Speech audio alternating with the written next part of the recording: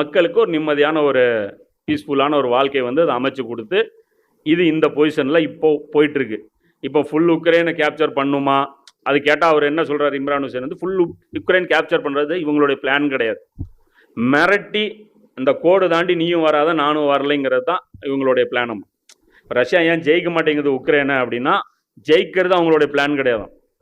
ஃபுல்லாக பிடிக்கணும்லாம் கிடையாது. Containment of the NATO.